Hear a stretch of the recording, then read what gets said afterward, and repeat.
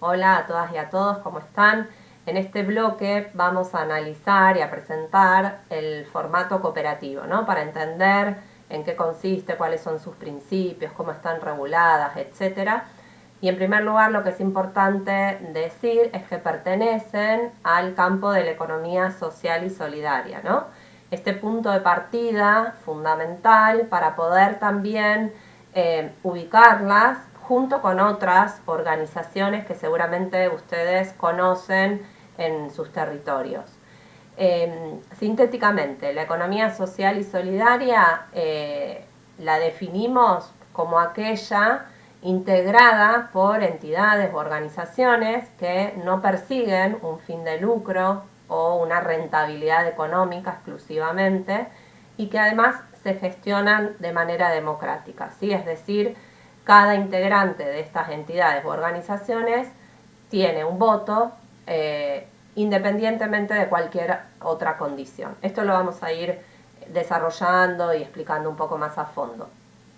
Entonces, en este campo de la economía social y solidaria, por un lado, se encuentran distintos tipos de personas jurídicas, como son las cooperativas, también las mutuales, distintos tipos de asociaciones civiles, como son, por ejemplo, las bibliotecas populares, los clubes, cooperadoras, etc. Por otro lado, también ubicamos en este campo a grupos asociativos legitimados que seguramente conocen en sus territorios, como por ejemplo distintas iniciativas de ferias y mercados solidarios, movimientos sociales, distintos tipos de servicios de proximidad y otro tipo de empresas sociales, ¿sí? Que quizá no tienen una forma jurídica como es el caso de las anteriores. Ahora bien, ¿qué es una cooperativa? Una cooperativa es una asociación de personas, ¿sí? Que se unen de manera voluntaria para satisfacer sus necesidades y aspiraciones económicas, sociales y culturales comunes por medio de una empresa de propiedad conjunta y democráticamente controlada. Ahora vamos a pasar a analizar un poquito más en detalle esta definición. Entonces, ¿cuáles son los componentes centrales de lo que define a una cooperativa? Por un lado, que lo venimos diciendo desde el principio, es una entidad o una organización que no persigue el fin de lucro, es decir, que el excedente que pueda generar una cooperativa no se lo apropia el capital, ¿sí? Sino que se distribuye en proporción correspondiente a quienes lo hicieron posible ese excedente, a las personas que trabajan en esa cooperativa, ¿sí? Esto lo vamos a seguir explicando también. Como segundo componente central, las cooperativas son asociaciones de personas, ¿sí? Es decir, en estas empresas quienes se asocian son las personas, no los capitales, ¿sí? Pero esa asociación de personas es dueña, ¿sí? De una empresa que es de propiedad colectiva. Todas las personas son dueñas de igual manera de esta empresa cooperativa, ¿sí? Por último, estas organizaciones, estas cooperativas, se gestionan de manera democrática, es decir, cada integrante tiene un voto, ¿sí? Por lo que, como dice ahí en la filmina, es fundamental la educación y la capacitación, porque acá lo central va a ser la participación en la toma de decisiones, ¿sí? Por lo tanto, es esencial poder tener herramientas, información, conocimientos de cómo llevarlo adelante. Vamos a revisar rápidamente, porque esto les va a quedar de material de apoyo, los principios cooperativos, pero es muy importante porque es lo que rige la esencia y el espíritu de estas empresas cooperativas. Son 7 principios, ¿sí? La asociación voluntaria y abierta, la gestión democrática por los asociados, la participación económica, la autonomía e independencia, la educación, capacitación e información, la cooperación entre cooperativas y la preocupación por la comunidad. El primer principio, la asociación voluntaria y abierta, significa que las cooperativas son organizaciones voluntarias, ¿sí? Y abiertas a todas las personas que puedan utilizar sus servicios y también aceptar la responsabilidad de asociarse, ¿sí? y esto es fundamental, sin discriminación de género, social, racial, política o religiosa.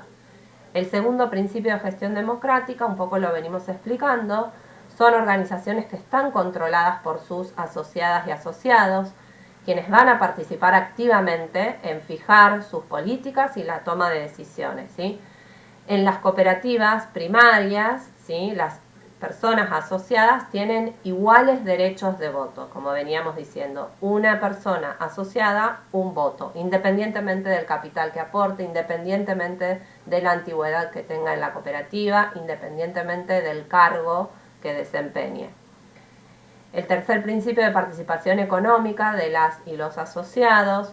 Por supuesto, hay que hacer una contribución de manera equitativa para formar el capital de su cooperativa, pero este es de propiedad común, una parte de este capital es de propiedad común de la cooperativa, ¿sí? Los asociados pueden recibir una compensación limitada de este capital y el destino de los excedentes que se generen, que no es lucro, es un excedente, se tiene que destinar al desarrollo, al fortalecimiento de la entidad, a generar algunas reservas o fondos y a distribuirlo en proporción a las operaciones realizadas con la cooperativa o al trabajo aportado. El cuarto principio de autonomía e independencia significa que las cooperativas son organizaciones autónomas y de ayuda mutua, ¿sí? Pueden, por supuesto, tener convenios, acuerdos con el Estado u otras organizaciones, pero nunca deben tener condicionado su desarrollo o su toma de decisiones, etc. El quinto principio de educación, capacitación e información significa que las cooperativas deben brindar estas herramientas, ¿sí?, a sus personas asociadas y a las personas que representen a la entidad para favorecer el desarrollo, ¿no?, de la actividad y de la gestión de la cooperativa, y también deben desarrollar estrategias de información, de capacitación y de educación a la comunidad donde se ubican. El sexto principio es el de cooperación entre cooperativas, significa que las cooperativas van a servir más eficientemente a sus asociadas y asociados, fortaleciendo el movimiento cooperativo de manera integrada, ¿no?, en redes y estructuras locales, nacionales, regionales e internacionales. El último y séptimo principio es el de preocupación por la comunidad. Significa que las cooperativas deben trabajar en favor del desarrollo sostenible de sus comunidades mediante políticas que aprueben sus asociados, ¿sí?, desarrollando distintos tipos de estrategias hacia el trabajo territorial y el fortalecimiento de sus comunidades. Estos son los valores cooperativos, ¿sí?, no los voy a mencionar, les queda como material de apoyo, pero son esenciales a la hora de cualquier decisión que se tome dentro de la cooperativa, tienen que regirse por estos valores cooperativos. En relación a la organización interna, es importante señalar que existe la asamblea, que es el órgano rector, que es donde se toman las decisiones en igualdad de condiciones, como veníamos diciendo, una persona, un voto, y todas y todos tienen el mismo derecho a participar en esta instancia. Luego hay un consejo de administración donde están los cargos de presidencia, secretaría, tesorería, que se pueden posteriormente detallar en los materiales complementarios, y la sindicatura, que es quien va a auditar y a revisar, digamos, el trabajo del consejo de administración. Hay algunos conceptos y prácticas esenciales, digamos, para la sostenibilidad de estos proyectos cooperativos, ¿no?, de las empresas cooperativas. Uno tiene que ver con la participación y otro tiene que ver con la solidaridad.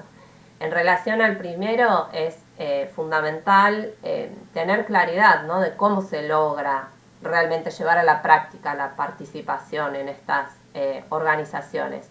En primer lugar, conociendo y produciendo información.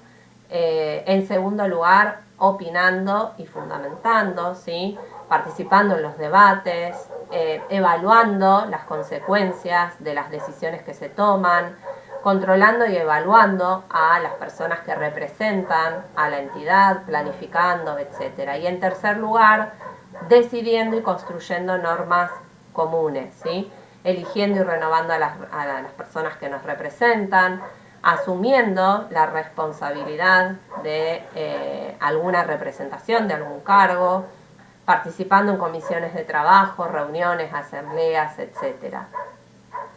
En relación a la solidaridad, me interesa destacar este concepto de que es una capacidad potencial, ¿sí?, que nace al interior de las personas y se desarrolla luego culturalmente, ¿sí? Por lo tanto, la solidaridad no es una herencia, ¿sí?, no es algo genético, innato, sino que se construye a lo largo de la vida, es un aprendizaje, ¿sí? Así como se aprende también a participar, se aprende también a ser solidarias y solidarios. Es decir, que es una capacidad inherente, ¿sí? Es una capacidad potencial no hereditaria, está latente en todas las personas, nacemos capaces de ser solidarios, pero en tanto es una capacidad potencial, es posible de desarrollarla o no, ¿sí? Y eso va a depender, por un lado, de nuestro interés, ¿sí?, o voluntad, pero también del medio cultural que invite o que desaliente a ser solidarios. Por lo tanto, es importante este concepto de solidaridad porque las cooperativas, por esencia y por definición, por sus principios y sus valores y por el campo en donde se ubica de la economía social y solidaria, rigen a estas organizaciones, y también este concepto de autonomía, ¿sí? El medio y contexto más facilitador para desarrollar la solidaridad y la autonomía como cultura es la organización autogestionada, ¿sí?, que son las cooperativas, horizontal y colectiva, en donde me encuentro con otras y con otros como iguales, me entrelazo, construyo redes y puedo llevar adelante acciones conjuntas transformadoras de acuerdo a las normas que voy a co-construir junto con otras y con otros. Estos conceptos lo representan el cooperativismo, el asociativismo y otras formas de autogestión solidarias y democráticas. Por ahora nos despedimos y seguimos luego precisando algunos conceptos e ideas, ejemplos en los próximos bloques.